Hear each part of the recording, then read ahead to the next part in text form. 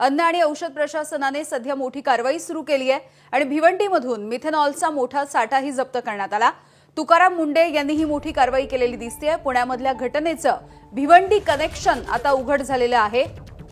मेरेक्स international कंपनीमधून मिथेनॉलचा 5929 किलोचा साठा हा जप्त करण्यात आलेला आहे आणि या दारूसाठी वापरण्यात आलेले मुख्य रसायन हे भिवंडीच्या याच कंपनीकडून पुरवण्यात आल्याचं स्पष्ट झालेलं होतं। पुणे आणि पिंपरी चिंचवड या परिसरामध्ये विषारी गावठी दारू यामुळे तब्बल 22 जणांचा मृत्यू झाला आणि यानंतर आता अन्न आणि औषध प्रशासन विभागानं ही धडक कारवाई केली आहे।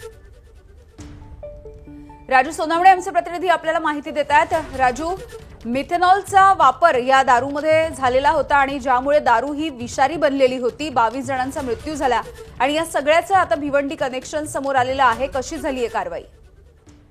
आता आपण पाहतोय की कालची ही घटना घडलेली होती। या घटनेमध्ये 18 जणांचा मृत्यू झाला होता। आता अन्न व औषध प्रशासन विभागाने मोठी कारवाई केलेली आहे। तुकाराम मुंडे यांनी हातात चार्ज घेतल्यानंतर जे आहे ते कारवाईला सुरुवात केलेली आहे आणि या संपूर्ण प्रकरणाचं कनेक्शन जे आहे ते भिवंडीमध्ये असल्याचं समोर आलेलं होतं आणि आपण पाहतोय की तुकाराम मुंडे यांच्या अधिकाऱ्यांनी मेरेक्स इंटरनॅशनल कंपनीच्या गोदामावरती जे आहे ती धाड टाकलेली आणि भिवंडीमध्ये जवळपास 5929 किलोग्रॅमचा साठा जप्त केलेला आहे।